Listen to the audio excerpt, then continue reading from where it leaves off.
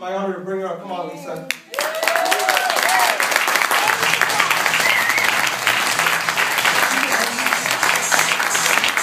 having fun yet? I was talking to Claudia. When I got here, we were standing back there in the back of the room and said, I'm going to do something a little different than what I usually do. I'm used to doing 80-hour weekends. And I thought, wow, you know, Kim is asking me to kind of do this live story in like 20 minutes. And I thought, wow, really? It's like so not going to happen.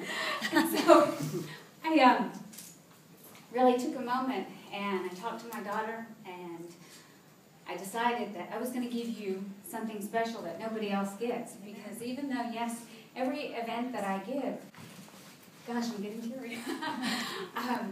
I'm always coming from the heart, although it's like a song that you know the lyrics to and you can sing it just by memory. And I'm used to doing that. And so tonight I thought, well, because I have such a limited time, I'm not going to do that. I'm going to give you something better. I'm going to give you me, just from the heart, however it comes out. And so first I'd like to thank God for giving me the gift of being able to have the faith to just give you myself without any reservations and without censoring anything that I want to say that comes to my heart. And I want to thank Kim very much for inviting me and having me here. You are such an amazing woman, and to meet you in person is remarkable. And to each and every one of you that's in the audience, I have to say this. I'm so grateful that you're here to support Kim and Claudia and Susie. You're awesome, my twin. And I want to thank you for showing up for life, but you know what? Everybody can do that. You do that by breathing. What I want to do is I want to congratulate you for showing up for your dreams, because if you're here, you obviously have a dream. And I know this because I was sitting in your chair once. I was sitting in your chair once in a living room. I didn't speak English until I was 10 years old. I spoke Cherokee. I was supposed to have my uncle here tonight, which is, I usually have notes. That's why I don't have notes. When I learned to speak English, I saw this movie. It was a rerun. It was called Corvette Summer. And I thought, wow, that is just one bad-to-the-bone car. I got to have one of those. Now, this is a girl who grew up on dirt floors. And I don't know if you've seen them on Facebook, the pictures of my home when I was a little girl, and I had dirt floors, and like it was seriously like made of like straw, and it's like an adobe bed anyway. And and so we finally had this television set, and I saw this movie called Corvette Summer. I had to have this car, and I had a cousin sitting with me, and she said, "Really? Are you serious? Like, with what money do you intend to do that?" And no kidding, in this order, keeping a reference point of the order that she said it in, she said, "Are you serious?" "No." "You know what?" And she said, "You're like in some pipe dream or something, girlfriend, because the only thing that's ever going to happen is we're going to have kids, probably like 9, and then maybe if we're lucky, we're going to get married and get our butts beat every day by our husbands, whether we need it or not, and then maybe if we're lucky, we might leave Tahlequah, but we'll probably never see the outside of Oklahoma. And then we're going to die here, and nobody's ever going to know who we are." And in that moment, something happened. And at that time, I didn't know what it was. But something in my psychology shifted, and I said, nope. 5 words. This is not my life. I don't know what it is, but I know this isn't it. Amazingly, thank you, Father, everything that I have ever wanted in my life, good, bad, or indifferent, He has given to me. By the time I was 16 years old, I had someone who was very proactive in raising me, who was the reason that I actually can speak English, because my family was convinced that this was just like wrong and very prejudiced and very closed-minded, and that's okay. You know, she didn't know better. And this same woman, by the way, strange thing is, and I don't know why I'm going to go here, but I am, everything that I've had to do, I've had to fight so hard for, to include just to show up in this world. And that's why I applaud every one of you for being here tonight, because I really see that fighter in all of you too. And when I say I had to fight here just to get here, my mother attempted to abort me 3 times. And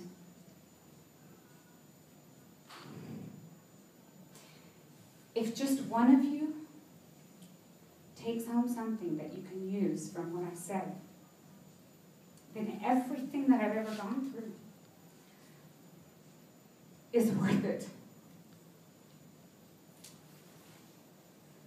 My aunt that we were just referring to, I would always say, I love you. And I would always try to sit on her lap and hug her and hold her and love on her. And she would always say, get off me. Get off. Why are you doing that? Can you just get off me? And when I said I love you, I was about 13, so we're going to fast forward a little bit here. She said, I don't know why you keep saying that to me, because don't expect me to ever say it back, because I never even wanted kids, and I sure as hell didn't want you. The only reason you're under my roof is because you're my sister's daughter, so don't expect me to ever say it back. She kept that promise. She took that to her grave. She never said, I love you. And I still said I love her. And you know, it's kind of ironic because I was talking to James, who's sitting right here, the other day, telling him this story. And I said, you know... Tell him how your sister, or your mother's sister ended up with you. I think you might need to clarify that. About your mother, what happened to your mother at 6 years old. Oh, yes, well, my mom passed away when I was 8 years old, so that's how she ended up with me. Oh, and that was the other thing, too. Yeah, thank you very much. I learned very early on that I was very disposable because of the fact that, from the obvious, where she attempted to have 3 abortions, in addition to that, anytime I wasn't convenient, I was just dropped off with whoever they could find at the moment. And so I learned very early on that I was very disposable. That's okay. And now I know where you were going with that, and I really appreciate that. Thank you. Because one day we were having a conversation just a few days ago, and we were talking about, you know, some different people in my life who tend to not be very nice, and I'm putting that mildly. and he said, why? Why do you put up with that? Why do you have such toxic people, and how can you help them? Because I was helping somebody that was being very toxic. And he said, how can you continue to help them? I don't understand that. And I said, well, because I forgive them. Every time, before they even do it, because I know they're going to do it, and so I forgive them. And I can forgive them because I find that gratitude is the mother of all emotions that we have. And if we have that, we've got forgiveness. And if we've got forgiveness, forgiveness will set you free. And that's where the success is. And going back to the story of my aunt who swore she would never say she loved me and meant it,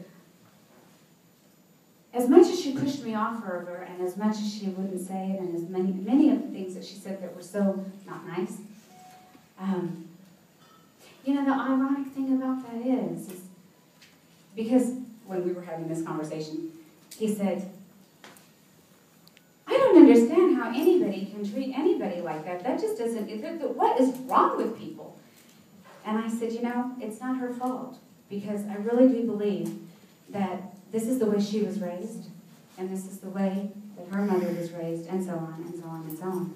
So she only did what she knew. She didn't know any better. Because strangely enough... When you're quoting me, at least say it in a deeper voice. Say it in a deeper voice so it sounds a little... And so, when we were having this conversation, I had to defend her, and I said, you don't understand. And I said, you know, I remember when my mother passed away, and one of the teachers she was going to send me to the principal's office because we were singing Greensleeves, and it made me cry because it made me think of my mom. And yes, I know my mother loved me. There was nothing that anybody could do to tell me that she didn't because of the actions.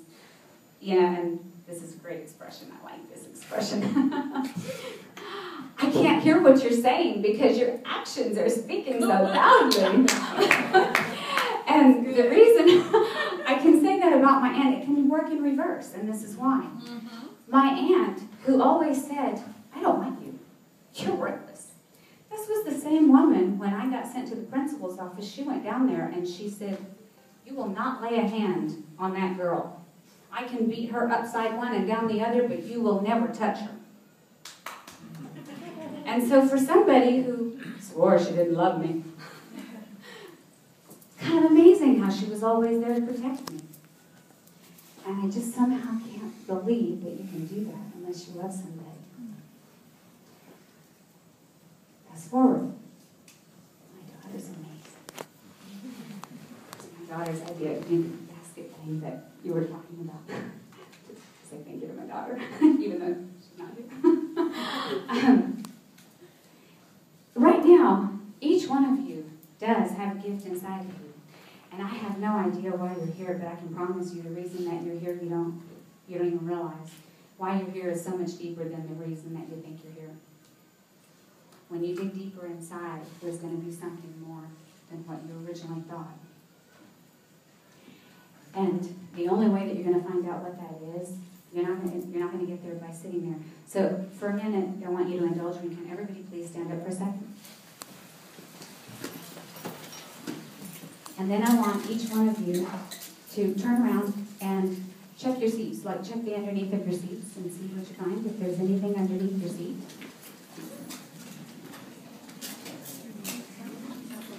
And if you're sitting next to a seat that was empty, maybe look underneath that one, and then tell me if you find something. Oh, I see it. What's your name? Marion, open your envelope.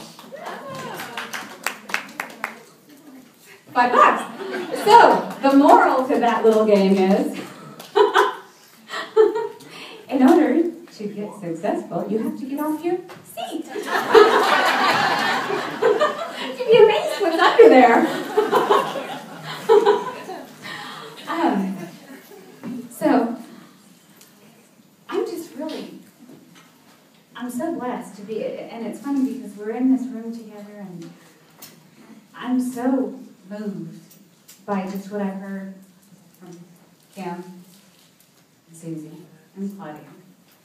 I'm just moved because I find myself revisiting some of those moments, but when I'm there in that moment, I find gratitude. Because I sit there and I just think, whatever this is at this moment that's going on, it really doesn't matter. Because God has such a beautiful design for us if we just let it happen. And every one of you are so beautiful inside and talented and unique. And I can say that of all the roads traveled, and of all the paths left, there are no right or wrong ones. And it doesn't matter what you've done, ever, because everybody has a path. And everything that you've ever done in your entire life up to this point has created the amazing person that you are right now, and the magnificent fabric of a human being that you are yet to become that you don't even know about yet. And I've traveled many, many roads. Some of them have been unorthodox. Most of them have been conventional. And then there's many paths that I've cut. And I'm so grateful for each and every one of them, every challenge that I've ever been through. I thank God for the fact that He has shown me that there's an opportunity. It's a blessing hidden in disguise.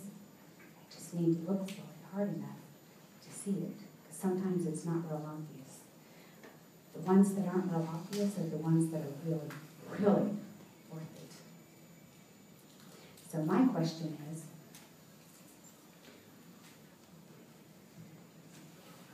what are you going to do? Are you going to follow the road that everyone else is on and stay where you're at and not be in charge of where you're headed? Or are you going to cut your own path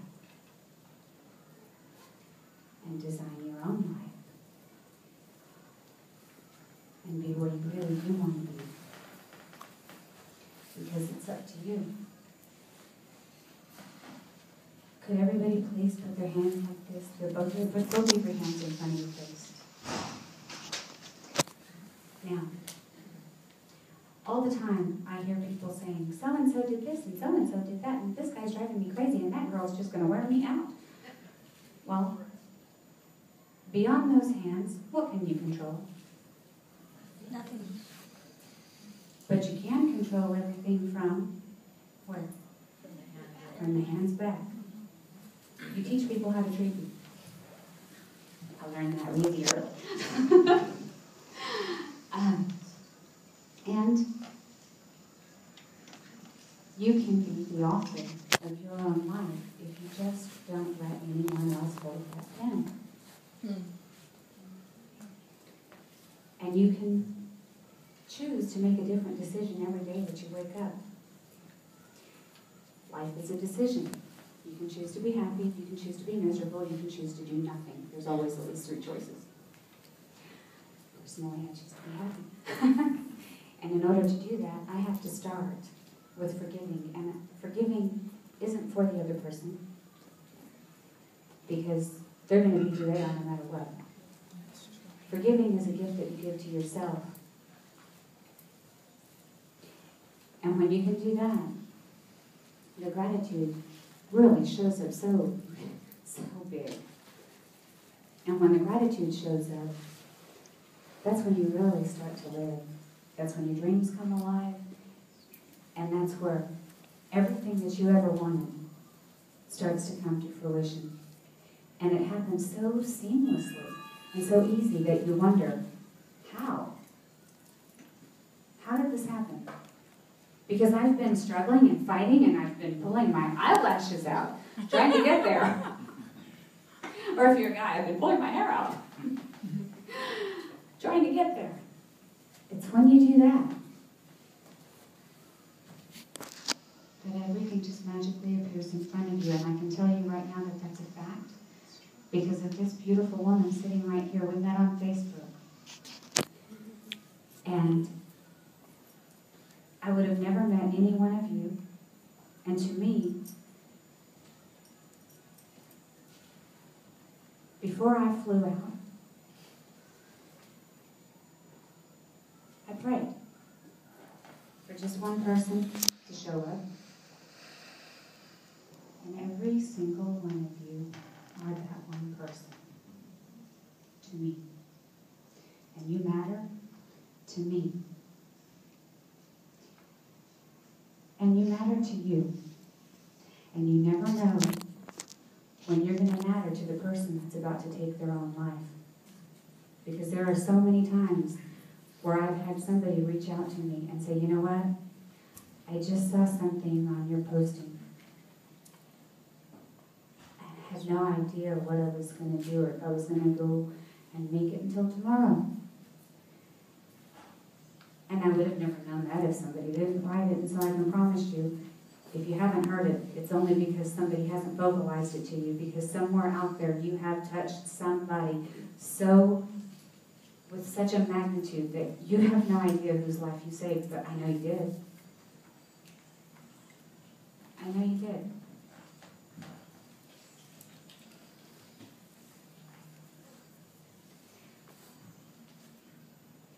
Before I got on stage today, I have this young lady, Jessica, and she's magnificent. She's a gift. And she's my gift. I met her on a bicycle ride. And for those, I don't know how many of you know me from Facebook or not. And if those of you that do know that I ride a bicycle quite a lot. And so I met this girl when I was on a bike stop. And she's 24 now, but when you talk to her, she'll tell you the same thing. She doesn't realize that she's told you 5 or 6 times already. But this girl has moved me so much that she is where I find my greatest inspirations at times, because before I came downstairs, I had no idea exactly how this was going to look, considering that I was supposed to be traveling with a companion that didn't show up. And that's okay, because they didn't want to take him out of his comfort zone, and everything works to its perfection. The beauty of imperfection is perfection. And so I called her, and she's so wonderful. She says, "Hi!" when she answered the phone, and it just brightened my day. And she was just so amazing, and so... Tell them about Jessica, her troubles. Yes, oh, yeah, well, she had, her grandfather had tuberculosis. She was normal when she was, just like you and I. And when she was 3 years old, her grandfather gave her tuberculosis, and they didn't diagnose it for like 3 years, and so it's affected her everywhere. She can't stand up by herself or really do anything by herself. And I gotta tell you, for as much as she cannot do by herself, she does 1,000,000-fold more because of all of the lives that she touches. And I really wish that you can meet Jessica. She's on my page. I was gonna say, I really wish you could meet her because she's so amazing. You've seen her, I'm sure, yeah. She's adorable. And anyway, have 5 minutes. So I had to acknowledge her because she's just, she's such a ball of energy, and she's so alive. And you know, the ones, I believe, in my opinion, the ones that have special needs, man, they see who you really are. They know. And every time I talk to her,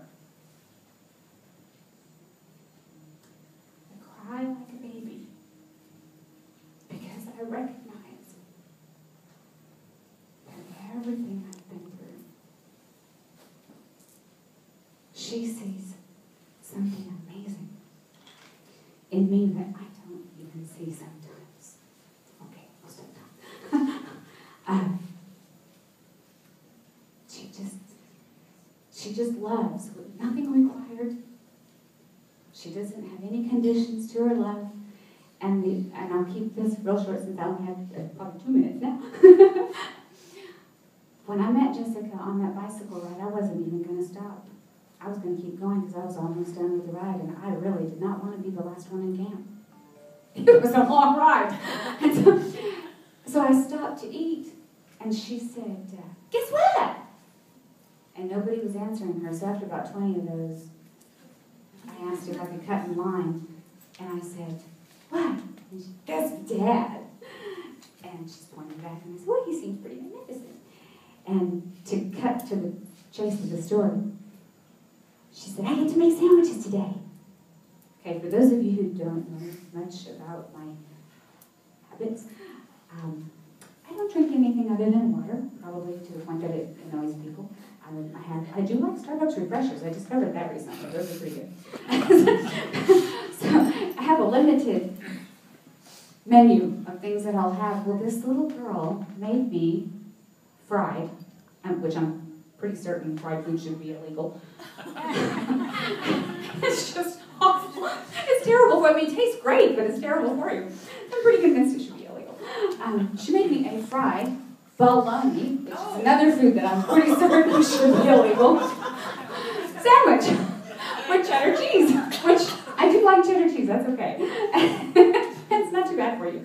And then she served me Cheetos, which is like full of MS cheese, and I know this. And going back to the I don't drink anything but water and fresh juices, a Coca-Cola. Guess who had a fried bologna sandwich with cheddar cheese and Coca-Cola that day? I thought I would see her the next year. I didn't know that free will does not go through Oklahoma every year at that particular spot. They pick a different route.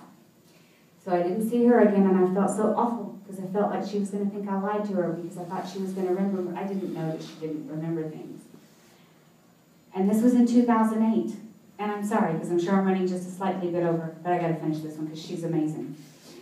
Thank you for indulging me, and thank you for indulging me on Jessica. 2008, that's when I saw her. Never saw her again. I was in the nail salon. August 2012. I was supposed to go earlier in the day to the nail salon, but I was having stuff done at my house and couldn't leave. So I was late for my nail appointment, and I went later. And there was a girl sitting in a chair getting her nails done, and a mom standing behind her, and I thought, oh, how wonderful, that's so nice. Because I could tell that she was challenged, the girl in the chair, but I couldn't see her because she was ahead of me. And the mom started to get her nails done, and the girl stood up, and I thought, wow, she really reminds me, just her mannerisms remind me of Jess. And she sits down, and she says, hi, guess what? And I thought, oh, you've got to be kidding me. She sounds just like her. She doesn't just look like her, she sounds like her. But I had never met the mom, so I didn't know. And then the mom turns around, and she said, sweetie, she doesn't call her Jessica, sweetie, and she said, you might not want to just, you know, sometimes when people come to the salon, they just want to relax and enjoy themselves. And I interrupted her, and I said, oh, no, she's fine. And I looked at Jessica, not certain that it was her, not even knowing that it was her. And I said, oh, no, she's fine. And I said, that's okay. And I looked at Jessica, and I said, you know what? And I said, you know, and as women, we know this. And I said, you know, the craziest thing when I come to the nail salon, this is like I love someone to talk to, and I usually come alone, and so you're actually doing me a favor, because I wanted her to feel comfortable. And she, I swear, sitting there, says to me, I know you! And I thought, oh God, you gotta be kidding me. And I said, you do? I'm thinking maybe she's just wrong, or maybe she's mistaken, or what are the odds? The girl doesn't even live in Lawton. The girl lives in some, like, Cordell or something, like way out in the middle of, like, nowhere. Like, halfway to, I don't even know where. And I said, you do? And she said, yeah. You ride a bicycle. I made you a sandwich. I busted into tears, and I said, what's your name? And she said, Jessica. And I said, Jessica, I know you too, because you made me a fried bologna sandwich with cheddar cheese and Cheetos and Coke. And do you know that every Thursday, today was our day to go to lunch. So Jessica thanks you for sharing me. She says so on the phone. Who can tell you? I was just talking to her. Because when I called her, she said, we're supposed to go to lunch. And I said, I know. And she said, you have time to talk to me? And I said, I do, because I'm not stepping on that stage without talking to you. And you know what she said that really moved me? And then I'll turn this microphone over. I love you, Lisa.